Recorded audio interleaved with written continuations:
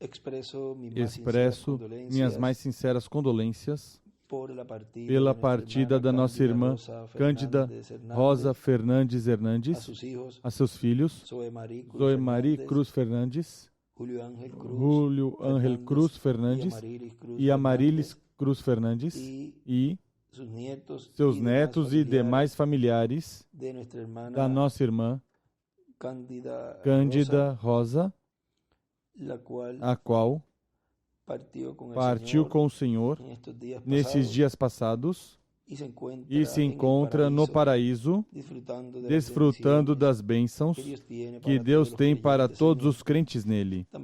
Também, vários irmãos partiram na semana passada e nesses dias também partiu nossa irmã Mayra Rosa Ledesma, lá de São Felipe de Aracuí, Venezuela, a qual também expressamos nossas mais sinceras condolências a toda a família de nossa irmã Omaira Rosa Ledesma, em 1 Coríntios, capítulo 15, versículo 42 em diante diz: assim também a ressurreição dos mortos, semeia-se o corpo em corrupção, é ressuscitado em incorrupção. Semeia-se em ignomínia, é ressuscitado em glória. Semeia-se em fraqueza, é ressuscitado em poder. Semeia-se corpo animal, é ressuscitado corpo espiritual. Se há corpo animal, há também corpo espiritual. Assim também está escrito: o primeiro homem, Adão, foi feito alma vivente. O último Adão, espírito vivificante. Mas não é primeiro o espiritual, senão o animal, e depois o espiritual. O primeiro homem, sendo da terra, é terreno. O segundo homem é do céu. Qual o terreno, tais são também os terrenos, e qual o celestial, tais também os celestiais. E assim como trouxemos a imagem do terreno, assim traremos também a imagem do celestial. E agora digo isto, irmãos, que a carne e o sangue não podem herdar o reino de Deus, nem a corrupção herda a incorrupção. Eis que vos digo o mistério. Na verdade, nem todos dormiremos, mas todos seremos transformados. No momento, no abrir e fechar de olhos, ao soar a última trombeta, pois a trombeta soará, e os mortos ressuscitarão incorruptíveis, e nós seremos transformados. Pois convém que isso que é corruptível se revista da incorruptibilidade, e que isso que é mortal se revista da imortalidade. E quando isso que é corruptível se revestir da incorruptibilidade, e isso que é mortal se revestir da imortalidade, então se cumprirá a palavra que está escrita: tragada foi a morte na vitória. Ali, nesta Bíblia em cima, desenha uma pedra angular, e as últimas duas eras, e desenha um olho em cada uma delas, e a pedra angular também desenha um olho, e aí coloca Hebreus 12, 25 ao 29, 1 aos Coríntios 15, versículo 52, Zacarias capítulo 4, versículo 10 e 3, versículo 9, e Apocalipse 5, versículo 6. Aqui podemos ver que de era em era Deus enviou um mensageiro para chamar e juntar os escolhidos de cada era. E quando realiza a obra correspondente a essa era, Deus leva o mensageiro, vejam, se fecha esse olho e se abre outro olho, ou seja, outro vidente, outro profeta na próxima era. Vejam essa escritura de Zacarias capítulo 4, versículo 10 diz: quem despreza o dia das coisas pequenas, esses se alegrarão, vendo o prumo na mão de Zorobabel. São estes os 7 olhos do Senhor que percorrem toda a terra. Agora vejam como, de era em era, aí Deus envia o seu mensageiro, que é um olho, e no tempo final, na etapa da Era da Pedra Angular, há uma escritura que também se cumpre, porque diz que no abrir e fechar de olhos, diz que no capítulo 15 que lemos, do versículo 52, o último olho que se fecha são os olhos das duas oliveiras, de Apocalipse capítulo 11. Vejam, termina esse ministério com sua morte, e essa é a última manifestação de Deus em um corpo de carne, e depois dessa escritura ser cumprida, ocorrerá a ressurreição e a transformação, em um abrir e fechar de olhos. Ou seja, chega o momento onde esse último olho, que é profeta da dispensação do reino, na etapa da Era da Pedra Angular, chega ao seu final, e quando se fecha, ou seja, quando se cumpre Apocalipse 11, aí, depois, ocorre a ressurreição e a transformação dos que estão vivos. Agora, no livro de Perguntas e Respostas, de 23 de agosto de 1964, na página 42, nos diz ali o reverendo William Branham: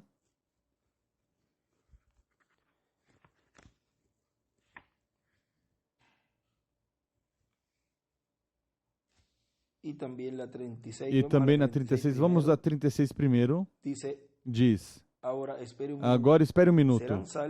Serão salvas as virgens fátuas? Não. O que quer que ocorra, ela ocorre agora. Depois desse tempo, ela está no estado. Agora, ela terá que passar pelo período da tribulação. E a razão para isto é porque ela rejeitou a expiação em sua plenitude. Ela é uma crente professante, mas terá que passar pelo período da tribulação. A Bíblia diz: e o resto deles o dragão fez sair da sua boca água e foi fazer guerra. E que horas é essa? Agora vejam, as virgens fátuas, rejeitam a expiação em sua plenitude, por isso tem que passar pela tribulação. E na página 42 diz, na pergunta 71 diz: todos os crentes nascidos de novo entram ao rapto? E o irmão Branham responde: não, somente o remanente. Só o remanente.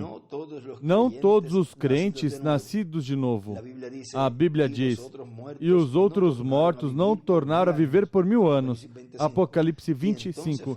E então foram levantados e foram separadas as ovelhas dos cabritos. Não todos os nascidos de novo entrarão nele, ou seja, no rapto. Aí deixa reticências, como conforme a Escritura. E ele escreve: para rapto, não todos os nascidos de novo. Ou seja que, vejam, que para entrar a ser parte desse grupo que será raptado e será transformado, se requer que creiam essa expiação em plenitude. E a próxima pergunta aí que faz o irmão Branham diz: qual é a evidência que verdadeiramente uma pessoa esteja cheia do Espírito Santo? E ele responde, João 14, 26, quando vier o Espírito Santo, vem, ele vos ensinará coisas que virão. Vem, ele será Ele o aperfeiçoará. O feito pelo homem não fará. E ele é a palavra. Quando ele vier, o Espírito Santo se identificará em você com a Escritura. E esse é o verdadeiro sinal de que em ti está o Espírito Santo, porquanto ele é a palavra. Vejam como podemos identificar uma pessoa que será ressuscitada na primeira ressurreição e uma pessoa que será ressuscitada, se partiu, depois do milênio. E podemos identificar uma pessoa que fará o rapto, ou seja, que será transformada em uma pessoa que passará pela grande tribulação. Porque a pessoa que vai ser transformada e raptada estará identificando-se com o Espírito Santo no meio da sua igreja neste tempo final. Ao ser ele palavra, estará se identificando com a obra que a palavra está realizando neste tempo final, conforme a como foi prometido, em uma grande carpa catedral dando a fé de rapto. E essa pessoa, consequentemente, tem o batismo do Espírito Santo. Essas são as vestes brancas que vimos ontem no extrato que lemos, onde ele colocou ali o Espírito Santo, o qual está no livro das Eras, na página 521, onde diz: ajuda-me, Deus, porque eu busco sinceramente conhecer Tua vontade, para que possa fazê-la, para trazer, como Tu me mostraste há muitos anos, quando deixei esta igreja, o pão de vida às pessoas do mundo. E eu vi essa grande montanha de pão e santos com vestimentas brancas vindo de toda a terra para comer este pão de vida. Vejam, ali ele escreve com o Espírito Santo.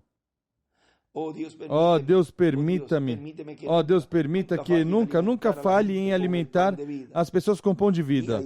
E aí, nessa citação número 1, da página número 1, do livro de citações, aí fala dessa grande audiência, diz que ao se virar ele ao final, já aí diz, ao me virar ao redor, eu olhei pessoas vestidas de branco, vindo de todos os lugares, formando uma grande audiência. É como a audiência que a pessoa tem presente e também a audiência que está através dos diferentes meios de comunicação. Vejam como essas pessoas estão identificadas com pessoas que vão fazer o rapto, que serão transformadas, porque têm as vestimentas brancas que são as teofanias de cada escolhido de Deus.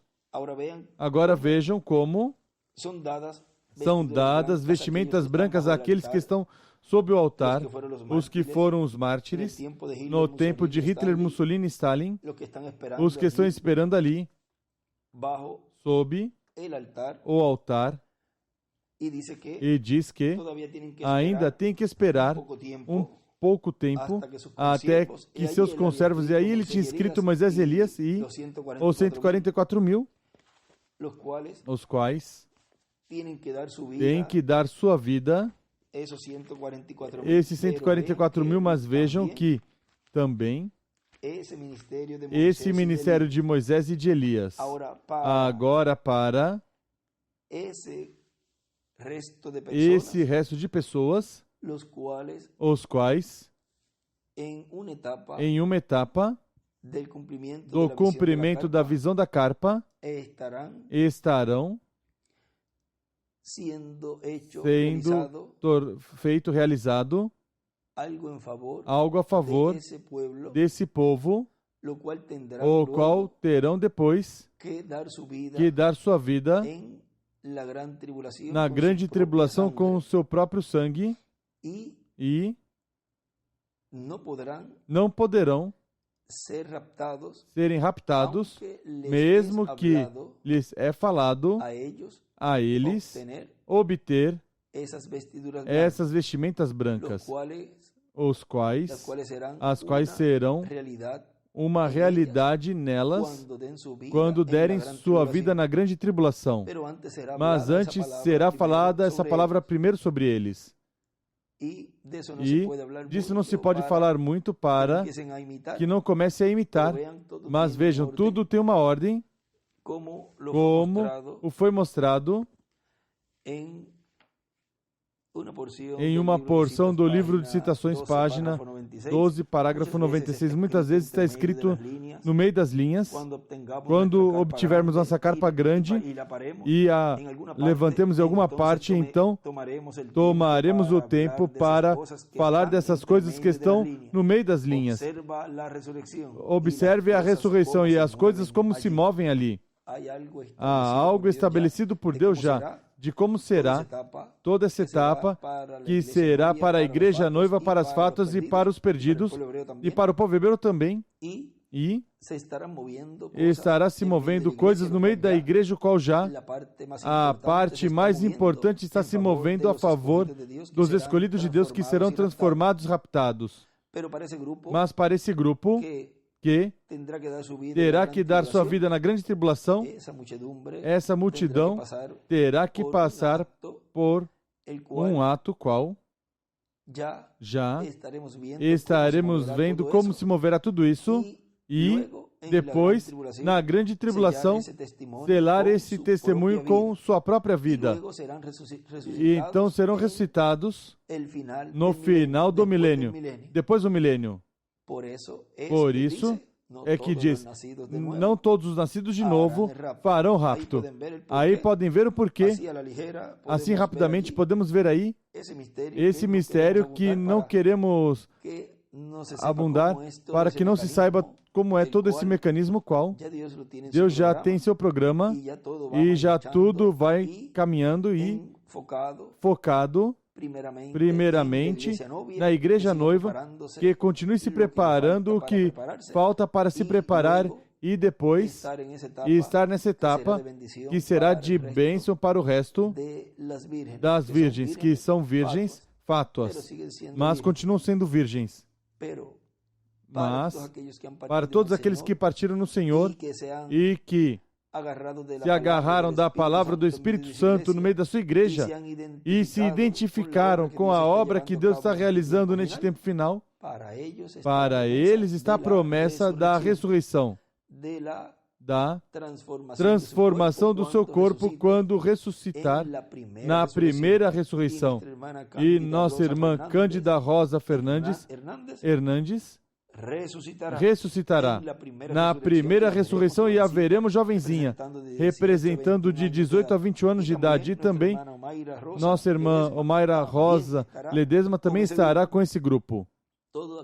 Todo aquele que neste tempo final tiver que partir para que esse número se complete, e foi um crente no ministério de carpa, no ministério das duas oliveiras, no ministério da coluna de fogo no meio da sua igreja, trazendo a fé de rapto aos escolhidos, toda pessoa que partir agarrada dessa promessa, crendo na obra que o Espírito Santo está realizando, essa pessoa, consequentemente, é uma alma de Deus, uma parte dessa grande teofania, a qual, ao ser palavra, pois se identifica como uma pessoa que tem o Espírito Santo, e essa pessoa ressuscitará. Aqueles que não, pois, terão, se partirem, ressuscitarão depois do milênio. Assim que, como disse ali o apóstolo Paulo, em 1 aos Tessalonicenses, capítulo 4,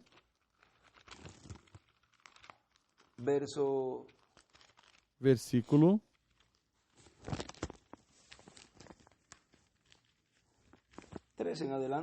13 em diante diz: não quero, porém, irmãos, que sejais ignorantes acerca dos que já dormem, para que não vos entristeçais como os demais que não têm esperança.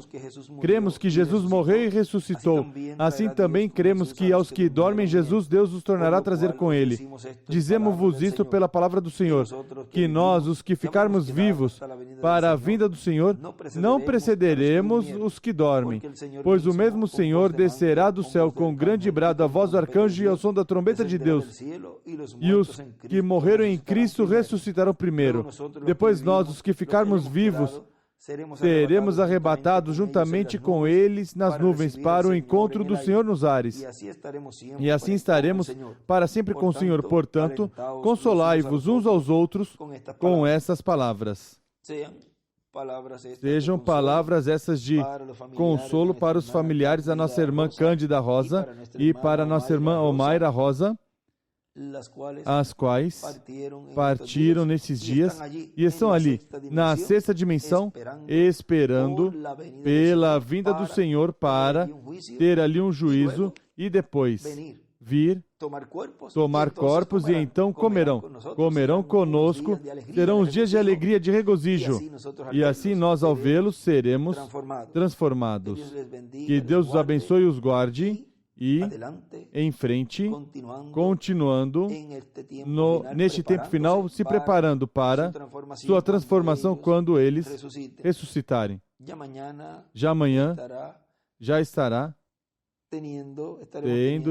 tendo a parte de colocar o corpo onde habitou nossa irmã Cândida, no cemitério municipal. Já a hora estarão informando ali o reverendo William Pérez e conscientes de que há uma esperança para todos os escolhidos de Deus, os familiares dos escolhidos de Deus, de que em breve voltaremos a vê-los nesse corpo eterno e glorificado. Que Deus os abençoe e guarde a todos.